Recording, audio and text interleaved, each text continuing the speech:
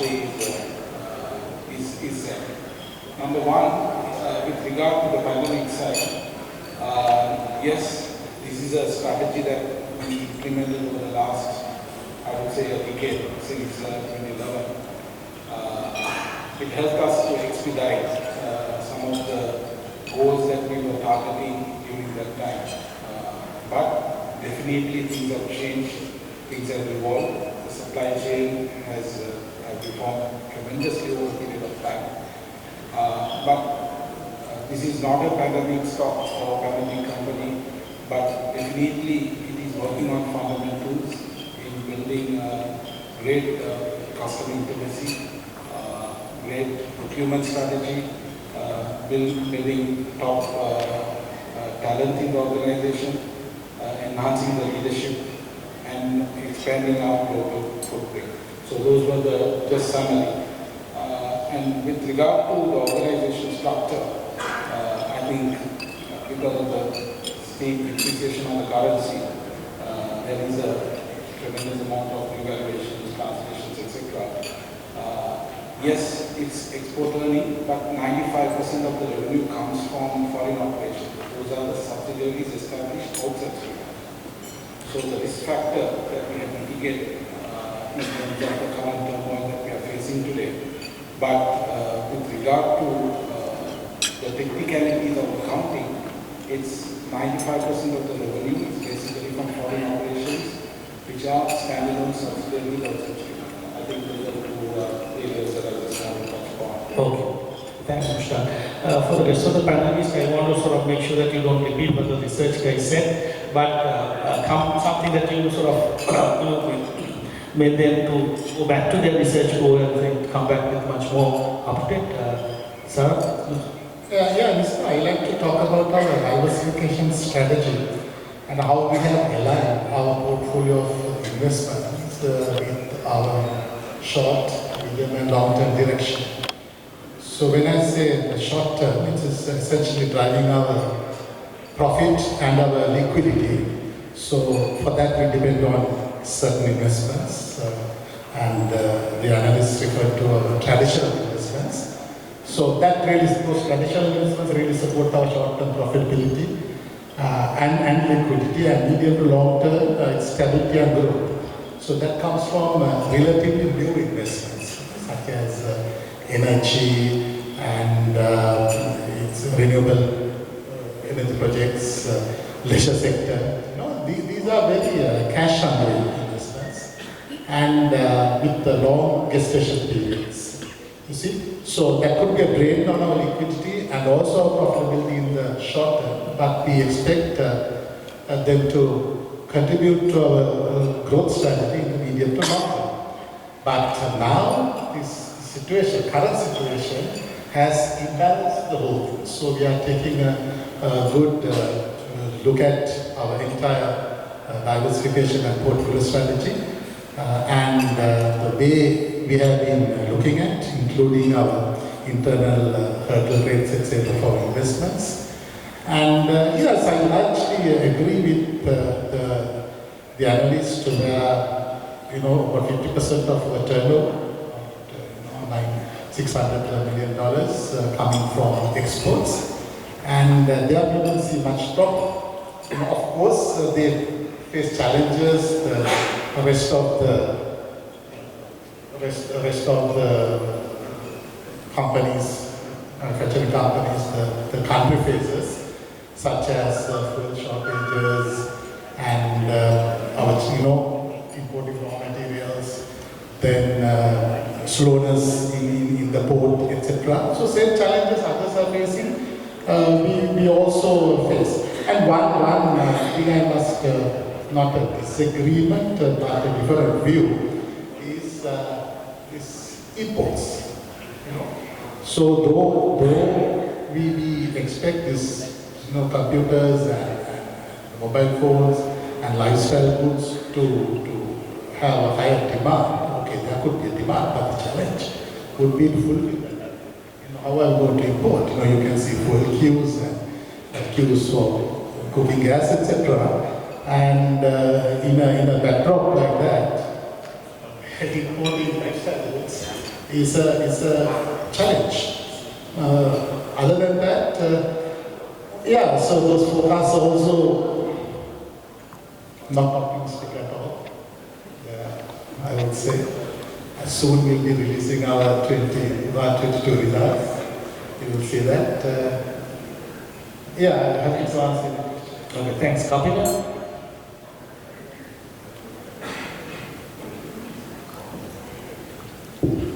Yeah, I think the question was whether the research was accurate or not.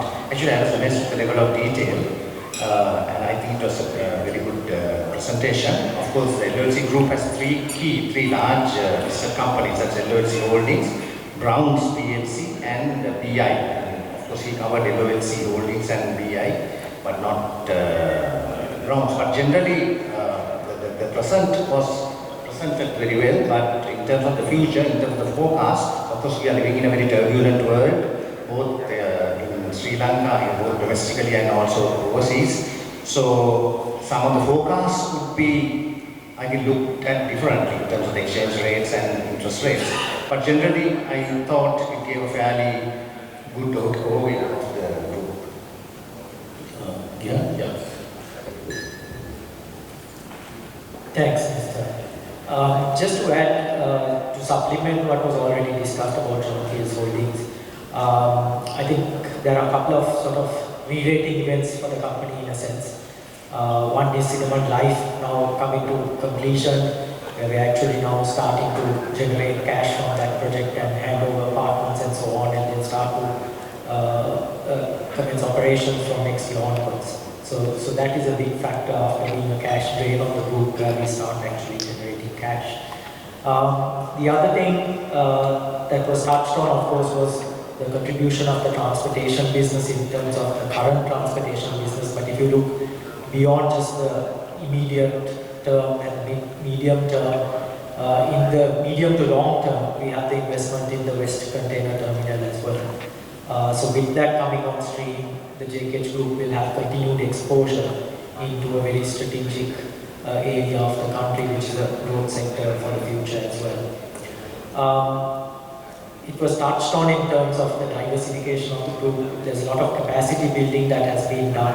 So whilst there is going to be volatility in the short term, and some of the consumer related businesses will have some of the challenges as was discussed, I think still the fact that we have our full inventory in our leisure business, particularly Maldives, as was spoken about, and also the fact that our transportation business is also largely a dollar revenue stream or dollar income stream for us. So around 50% of the income that comes, the profits, are actually dollar denominated, whilst the rest of it are, of course, the local businesses. The other thing I think I'd like to just add on very quickly, we've done a lot of work over the last 2 years on an advanced analytics transformation journey for the group. It's a really exciting part of our journey in terms of using a lot of the information and insights we have from our different diverse customer bases. And typically, whilst we've seen these all in the silos of each of our businesses, now we are starting to really understand customers as one unique customer across the group and get insights that we can actually start delivering more value to those customers, and through that get a lot more customer intimacy. We are starting to see a lot of results already. We've been implementing this over the last 2 years or so.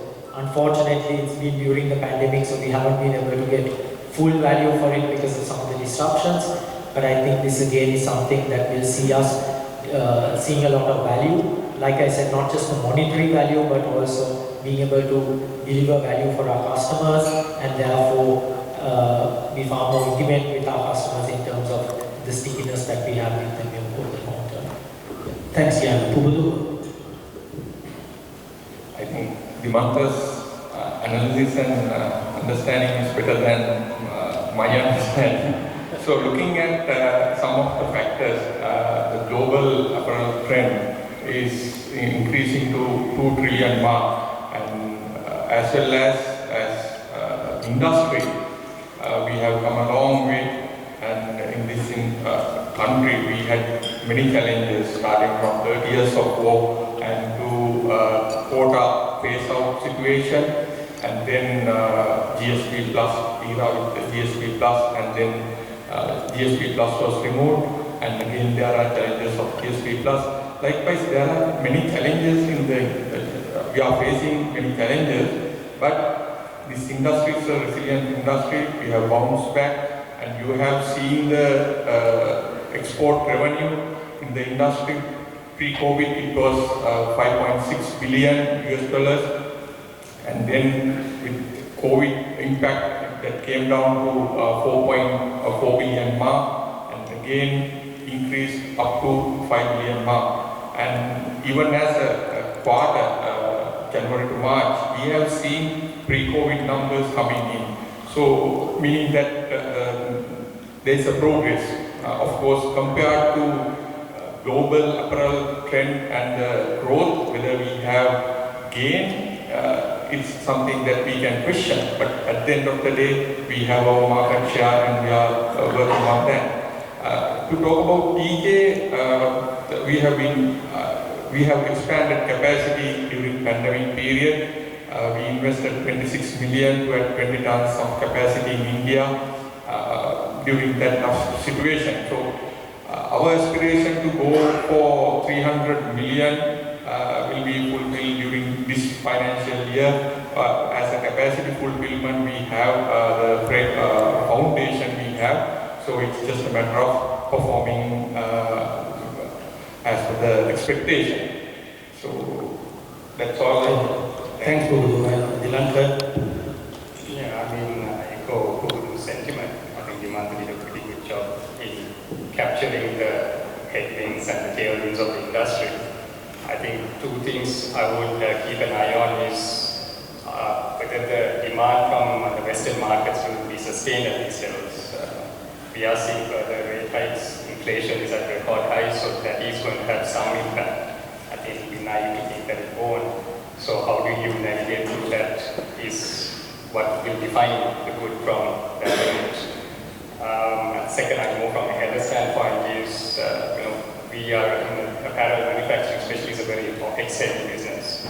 And Heller as an entity, we've grown from being a 500 million rupee turnover business 10 years ago to doing 100 billion in turnover this year. So we've grown rapidly, and that requires a lot of working capital. And whether the banks can continue to sustain that dollar liquidity to support this sort of growth will be a question, and whether that will be a bottleneck for growth for the industry is yet to be seen. So I would keep an eye on managing those two headwinds over the next few years. Okay, excellent. There are some roving mics, so please raise your hand and we can raise some questions. So it's established tough times, but we have some outstanding companies who have delivered in terms of results. I have a few specific questions to both John Keels and maybe LOLC. How actively are you sort of focused on enhancing shareholder value, particularly for given the current situation? But also, Kapila, there are always questions about why in the LOLC sharing the wealth that you have been generating in the last 3-4 years. I want some response both from Gihan in terms of active shareholder value creation, and of course Kapila, and it's a tough question. You're in public, so you can definitely answer that.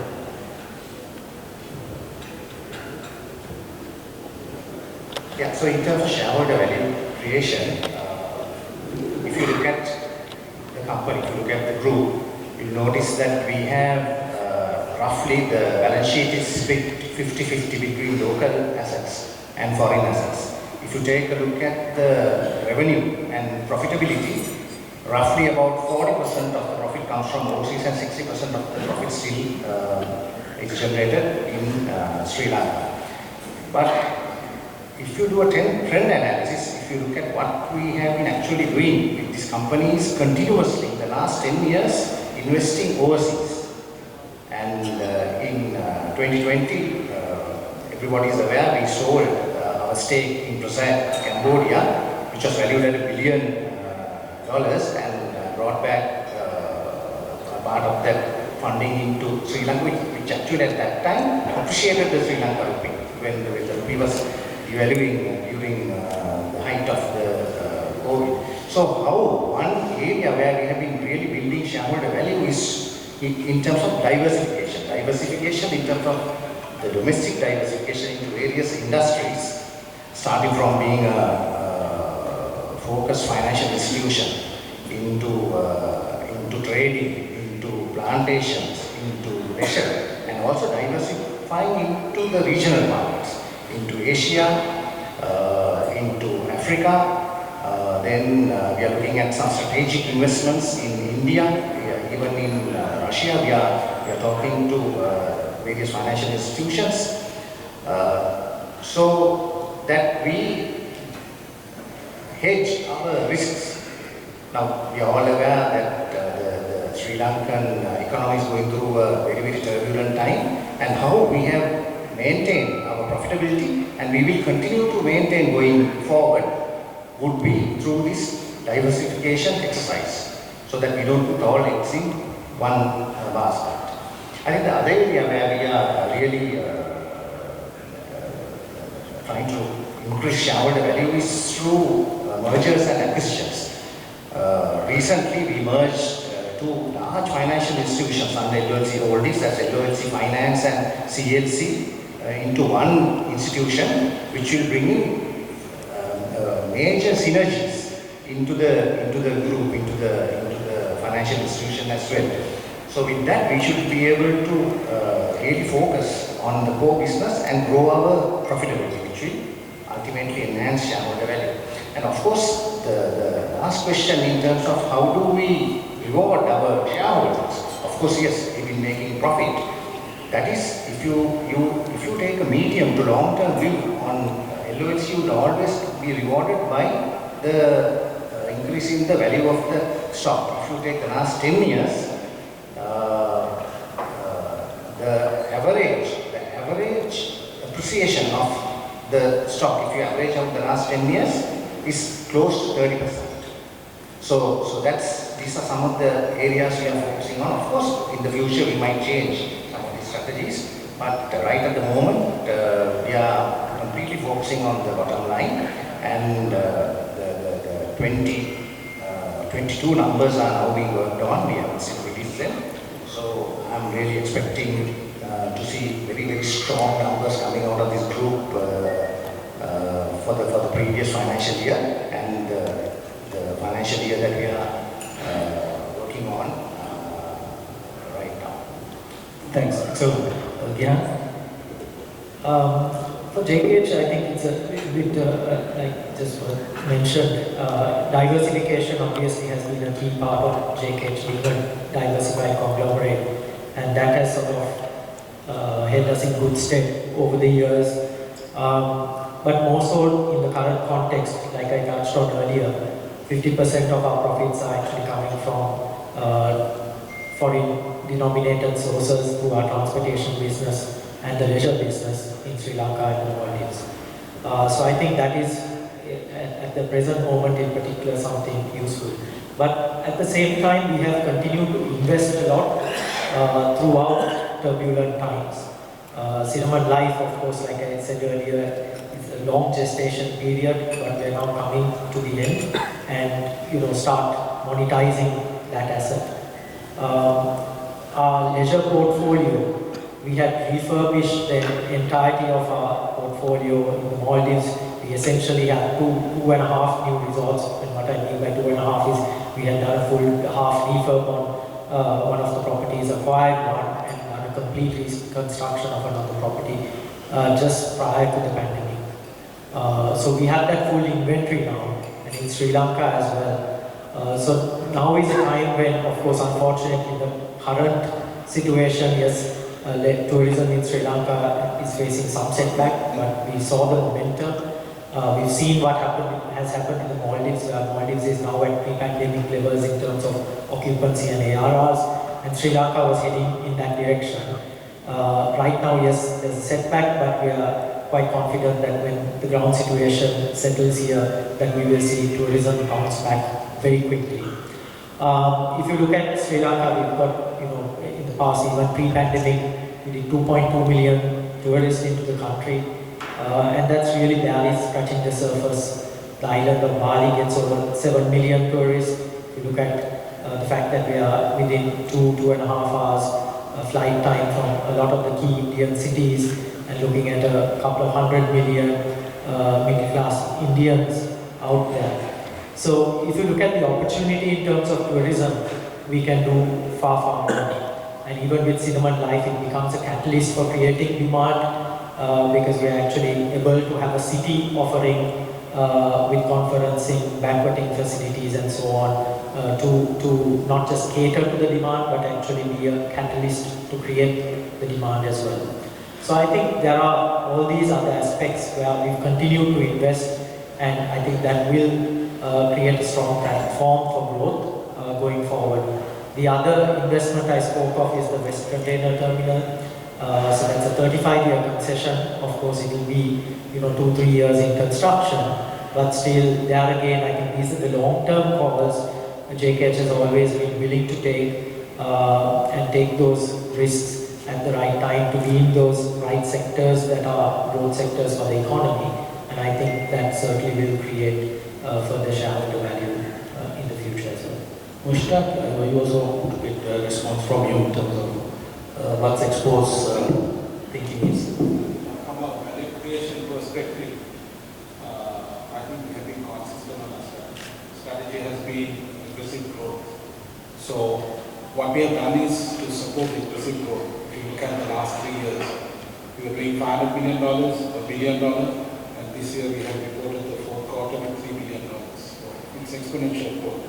So what we have done is that we have built the fundamentals and the infrastructure. So during this period, there were focused areas. Number one, we have onboarded a number of strategic customers. If you take about 5 years back, we had only about close to about 2 to 5 customers, strategic customers. But if you take our today's portfolio, we have about 30 to 40. Then we were more dependent on the apparel sector. So we diversified ourselves and got into pharma, electronics, then automobile, etc. So we have built competency to service these customers as well. So whilst improving the turnover, we have de-risked as well by getting into different portfolios by building competence. The other aspect is that basically we have expanded the footprint because we knew that about 2-3 years back we were talking about the trade wars between China and USA. So we strengthened Vietnam, Cambodia, Far East, then we went into Malaysia. Recently we invested in Taiwan, Thailand, Malaysia. We have done exponentially well. It's the same set of customers, same brands. They have been allocating business in these new markets.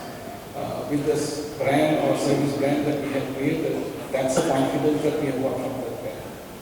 Apart from that, with the expansion strategy, especially in the US market, because that's the largest market. Last 18 months we have done 3 M&As. Basically, that is to expand the supply. So we have got transit warehouses. We are present in all the important gateways for the imports in USA, which has enabled us to build stickiness by expanding the service portfolio. So we have the transit warehouse, we do the transport business, we do a little bit of value add to them. So the customer intimacy has increased compared to the previous. Similarly, in the origin markets like the ISC, take India or Bangladesh, I think with the resource and the talent pool that we have, we can expand our portfolio as well into the 3D, the trucking business, etc. So, and on top of that, business model changed rapidly over the last, say, 18 months. If you look at the airlines, they also depend on the freight forward. Carriers are vulnerable for some of the sensitivities which are happening. So with this dynamic market, if we can support and partner with our carriers as well, especially airlines as well as the ocean, in the origin markets and destination markets, that can really add value, and more importantly, the stickiness of the customer, so that we retain the customer. It's a barrier for them to move out or get out from us. It makes them very difficult. So we're talking large banks. So likewise, I think apart from that, people talk about customer portfolio or verticals, etc. What we did was in 2014, though we were a listed company, it was a family-owned business. We bought a large intangible of a great parent who can support for the capital expansion. So, like I said, from 500 to a billion to a billion to 3 billion, we didn't have any limitations in terms of capital. We were able to draw down. We have been improving the profile of the balance sheet. We were able to negotiate facilities not only in Sri Lanka, outside Sri Lanka with different banks. So we have facilities in China, Singapore, Malaysia, Indonesia, etc. So I think these were the areas that we focused, worked really hard to build the fundamentals so that, the value creation comes automatically to the share. Okay, excellent. So those who wanted some good news in terms of immediate returns, you have to wait. I'll open it to the audience now to raise any questions. I'm sure the dividend paying companies regularly will continue to reward shareholders, and the others will start building more value going forward. Who would like to ask the first questions? The return that liquidity to the shareholders, rather than in a situation like if you have excess liquidity, fine, you can do that. That's my view. So I would have advised Hamish to do that at a time like this. All of us know that a tight situation we are working in. I'd like to see Share buybacks are very uncommon in Sri Lanka, but I think it's more the fact that very few people have done it, and it's not something that within a boardroom that people look at all the time. I think it's more that. Yeah, I think I was just about right. We have done share buybacks in the past, but I think as Sanatos said, it's a form of returning capital, it's a form of distribution, rather than it just being a pure support to a share price. So I think it depends on your sort of own outlook and your outlay, your capital commitments, what you have, because based on that, then you need to really decide whether you're going to part with that cash or not in the form of distribution. And yes, whilst it can be a support to the share price, that's really not the primary reason or driver of why you would do it. Any more questions? This room is very quiet.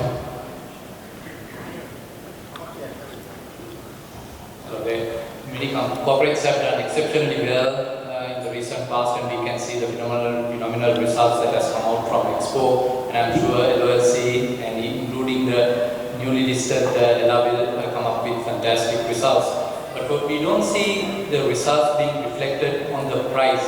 So one way to give a benefit to the shareholders is by allowing the price to reflect the gains and the profitability and the strategic positions that the companies have acquired during this recent past. In a wish list, if the boards were allowed to request or to decide in these turmoil times that the country is going through, what are the best things that you all would expect from the country in order to reflect your efforts in the prices? So if three members representing the companies give us some suggestions.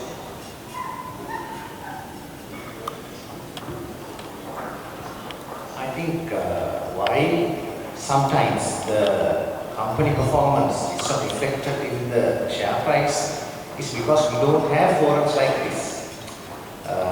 Shareholders sometimes don't really know the strategy of the company and the transactions, the diversifications the companies are working on. Because in more developed markets, these forums like these are very common.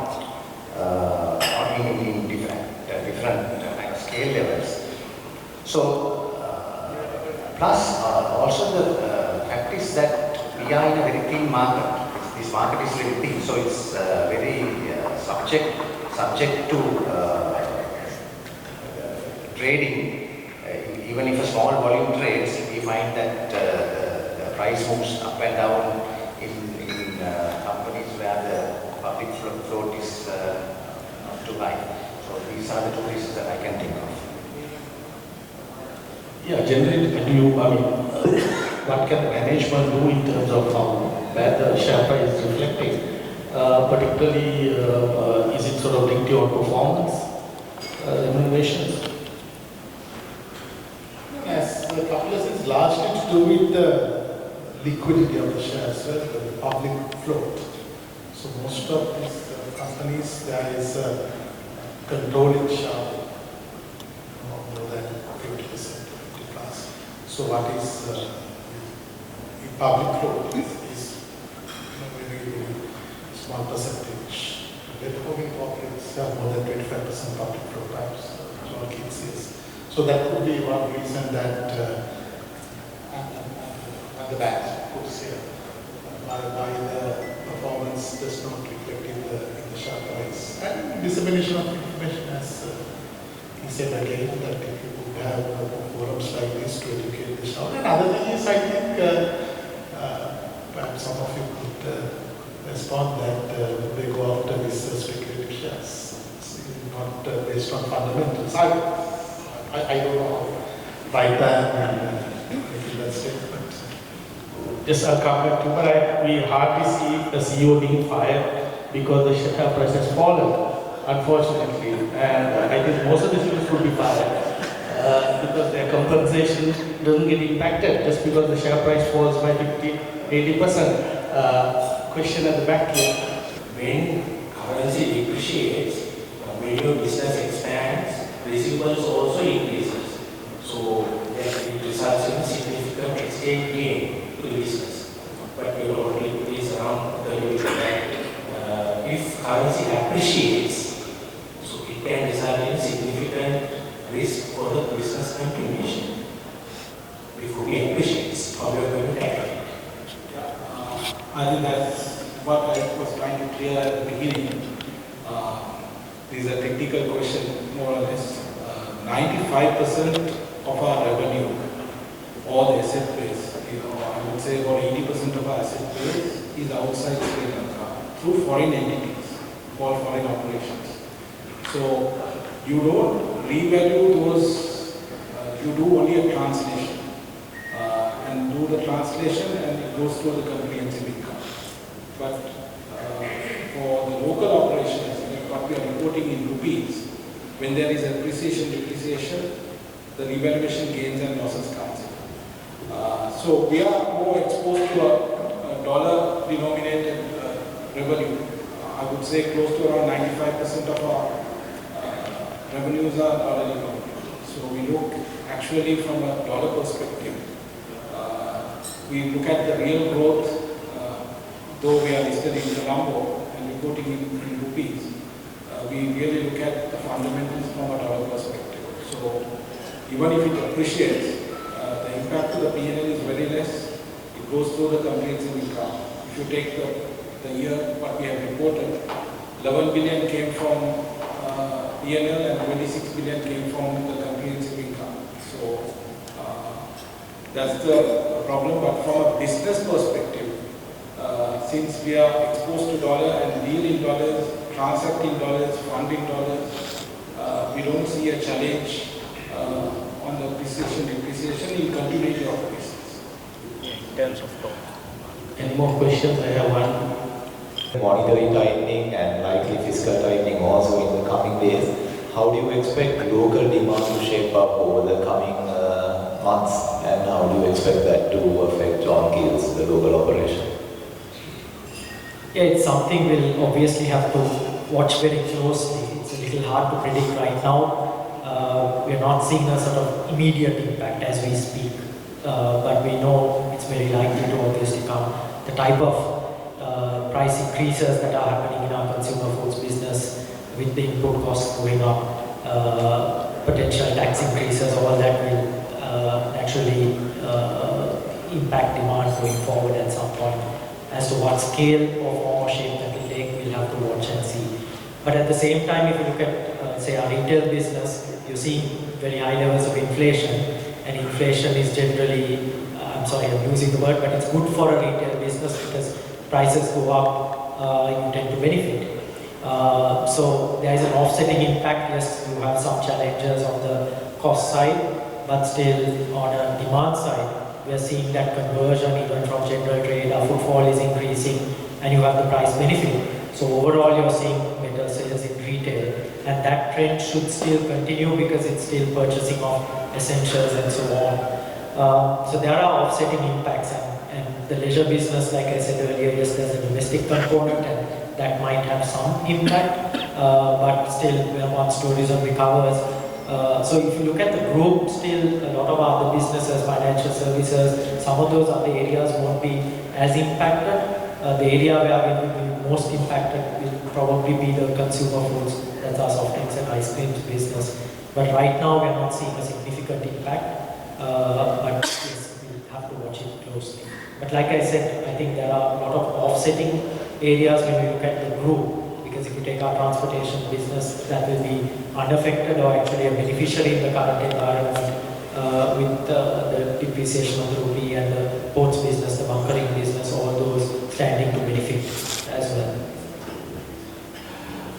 We'll wrap it up. I just have one final question to all the panelists. I mean, we are heading towards much more turmoil, and also government has explicitly said the tax will increase. We also having a high interest rate coming up. How confident are you in overcoming some of these shocks, both in terms of, I mean, there are a lot of reference to exchange gains going forward, but would these additional cost pressures basically make it much more challenging?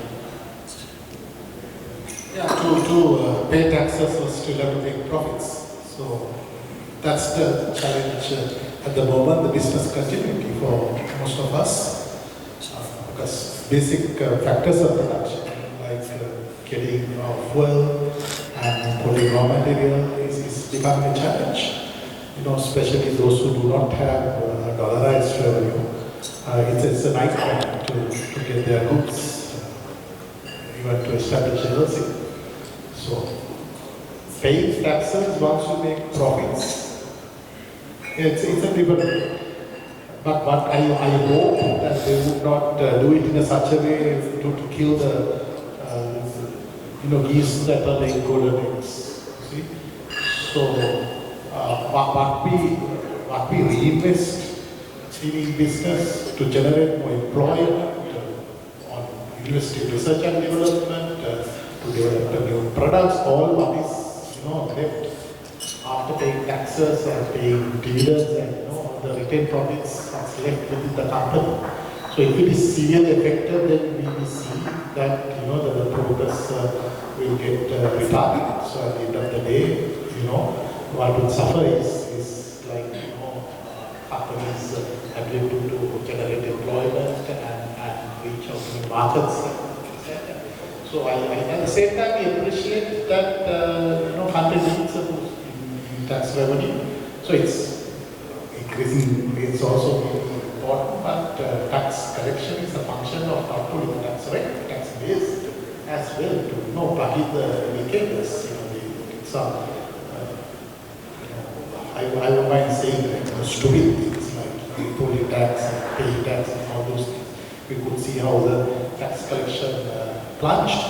So I hope that they would focus on tax revenue rather than increasing tax rates alone. Yeah, I fully agree with what he said. The domestic environment is going to be really, really challenging, at least for the next 12 months. So I think what most companies are doing is really looking at increasing the export revenue or looking outward. It's not just only the tax, but I think that the turbulent market situation is also hitting industries like tourism. Tourism volumes have really dropped. Like for instance, we are investing heavily in the Maldives because Maldives actually gives the highest ROI in the Asia Pacific region.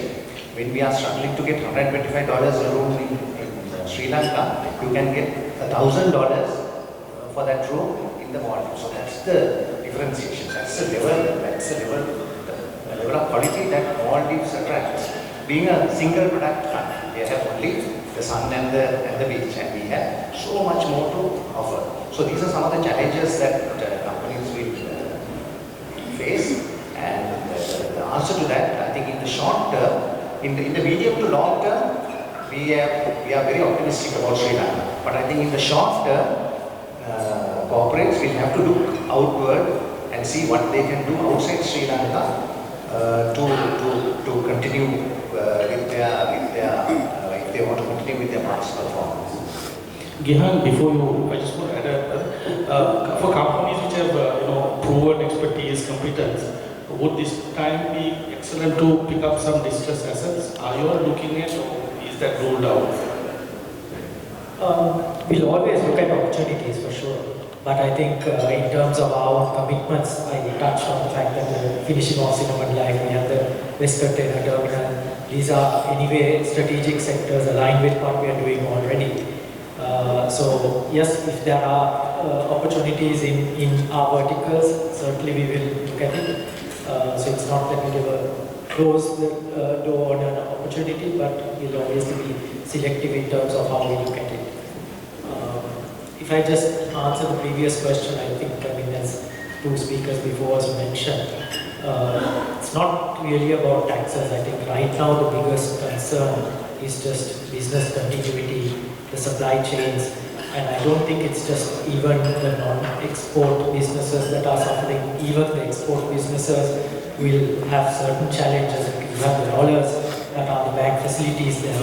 So I think all these things need to be in place, and for that we need stability in the country. We need to sort out obviously the economic challenges, because paying taxes, like Sarat said, you make the money, you pay the taxes. I think that's less of an issue. It has to be done in the right manner, but I don't think anyone in the private sector is judging that taxes have to increase. Certainly that's not the issue. But I think before we get to that point, it's just ensuring that some of the wheels don't fall off for some of the industries and businesses. Because right now what you're unfortunately seeing is that even at the SME level, you're seeing a lot of businesses facing hardships and actually having to shut shop. And that's really not good for the economy. And it's going to become sort of a bigger issue if the stability is not there, the economy is not sort of very good. So yes, taxes are part of it, but that will have to come progressively, and I hope that there's proper consultation with the private sector to ensure that we balance out recovery of business along with government tax revenue. Pupudu and Lanka, just quick ones. The one outlook being resilient. Actually, we should be happy to pay taxes because it's in the form of profit that may be made. Of course, there are cost increases. That has been the trend in the past as well. What we do is we transform our business. So we need to look at our product and we do different products to add value and gain better market price, etc. So if we do that in the form of ASP increases as well as volume increases, we will be gaining. That is from one side of product transformation, then digital transformation. That has been a fair amount of cost that we have seen. How best we can plan our production and improve our productivity is determined in the systems that we have. So we are investing in SAP HANA. That's part of our digital transformation, apart from all the other initiatives that we are planning to take. Then majority of the cost is in the manufacturing aspects. So for that we have operational excellence transformation strategy. In that we look at end-to-end our cost structure as well as wastage factors in the business, in manufacturing process, and curtail and reduce. And then ESG framework that we have in place, environmental, sustainability, social and governance framework that we have. With that, we transform into a better controlling mechanism. So if if we do that, from one side there are cost increases, from other side we will be gaining, and I think we will maintain the balance. Yeah, I mean, again, I go to the sentiment. Given today's context, we are at a better position than most because we've got a natural hedge of sorts. We are 100% dollar revenue, so we are hedged against the rupee. 60% of our revenue is generated outside Sri Lanka, so we hedged against any volatility here. 50% of our revenue is in US, 50% in other markets, and geographically, ship to 60 countries, so we have a natural hedge there. And we've got exposure across all distribution channels. We've got customers like Michael Kors, Karl Lagerfeld, the premium category to the Walmarts. So again, even if there's economic environment over the next few quarters, we've got enough exposure to kind of shift or pivot into a category which will boom. So this was planned out and executed over the last few years, and I think we are at a decent place to kind of navigate through this. And then, of course, we'll continue to look at opportunities, distressed opportunities. There's one we were looking at, but a person in this panel picked it up before us. So unfortunately, we missed out on that. But yeah, I mean, it's definitely volatile, but with every crisis, there's opportunity. So we will definitely be optimistic, try to be optimistic and execute them whenever possible. I think from a policy perspective, I shall say sentiments as everyone, the business continuity is important. Tax is just one tool, so when you earn, paying taxes is not an issue. But just to bring a perspective, today's challenges in doing business locally here is that if you look at the banking sector, opening an LC, issuing a bank guarantee, it has become a challenge. And the other thing is that it's very important. We need to collaborate with the private sector, unless otherwise there could be a diversion of business out of Sri Lanka.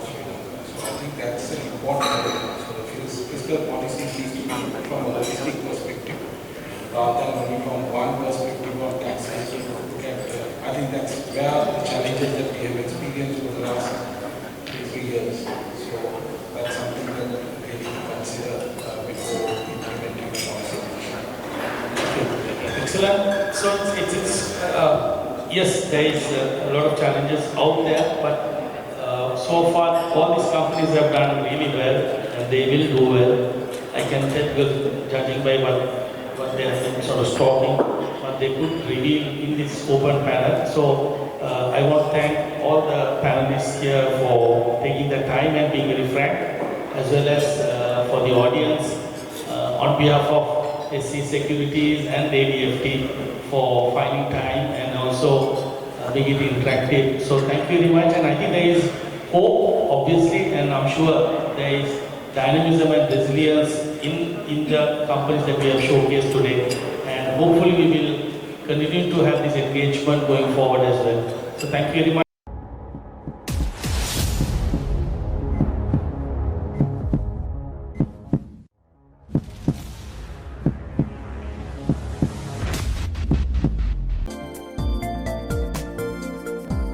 For more latest news, subscribe to FTTV.